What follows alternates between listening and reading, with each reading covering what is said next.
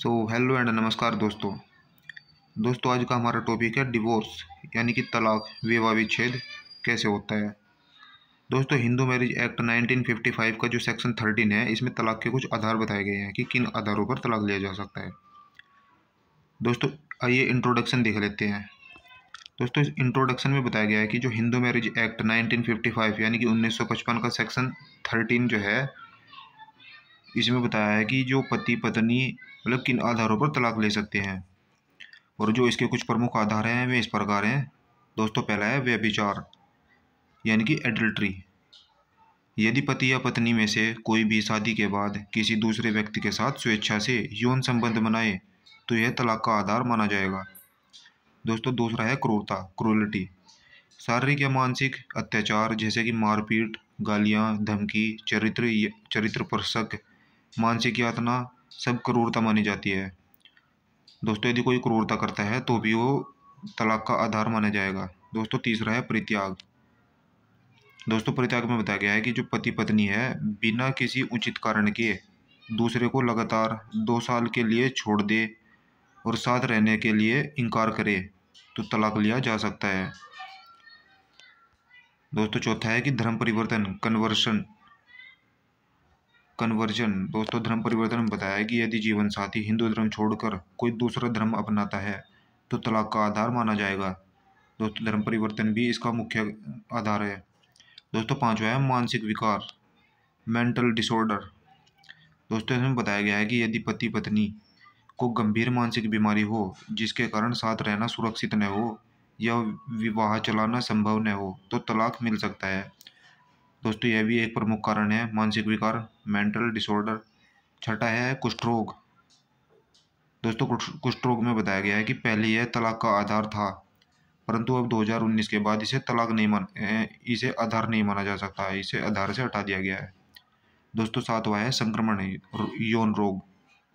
दोस्तों, यह बड़ा खतरनाक होता है। इसमें यदि एक पक्ष को गंभीर यौन रोग हो और यह छिपाया गया हो तो तलाक लिया जा सकता है। दोस्तों, आठवां संन्यास। दोस्तों, संन्यास में बताया गया है कि यदि पति या पत्नी संन्यास ले लेता है, दुनिया छोड़ देता है और धार्मिक आदेशों का जीवन अपनाता है तो तलाक संभव है। दोस्तों, नौवां है 7 साल से अधिक समय से लापता, प्रिजम्पशन ऑफ डेथ।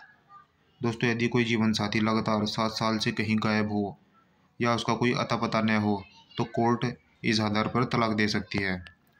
दोस्तों, ये थे इसके कुछ प्रमुख आधार। आइए दोस्तों, इसके जो अतिरिक्त ग्राउंड्स जो सिर्फ पत्नी को मिलते हैं वे देख लेते हैं।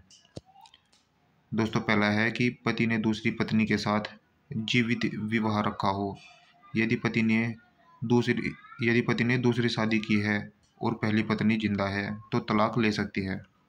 दोस्तों, दूसरा है पति से बलात्कार यानी कि सोडोमी या बेस्टियलिटी का अपराध सिद्ध होना।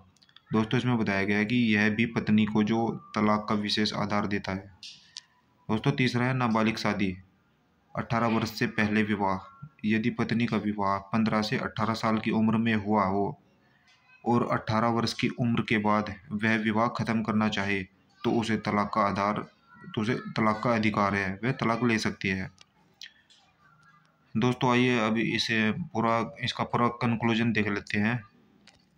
दोस्तों, सेक्शन 13 स्पष्ट करता है कि शादी खत्म करने के लिए कानूनी आधार जरूरी है। कोर्ट सभी परिस्थितियों की जांच करके ही तलाक का आदेश देती है। दोस्तों, जो कोर्ट है वह सबसे पहले इन सब चीज़ों की जांच करेगी कि यह सब सही है या गलत है, और यदि सही पाया जाता है तो सेक्शन 13 के अनुसार न्यायालय के द्वारा उसे तलाक का आदेश दिया जा सकता है। दोस्तों, यदि आपको हिंदू मैरिज एक्ट के और सेक्शन की जानकारी चाहिए तो आप हमें कमेंट में बताएं कि आपको कौन से मैटर पर, कौन से सेक्शन पर या कौन से टॉपिक पर वीडियो चाहिए। दोस्तों, यह था आज का हमारा छोटा सा टॉपिक। मिलते हैं नेक्स्ट वीडियो में, तब तक के लिए बाय एंड जय हिंद दोस्तों।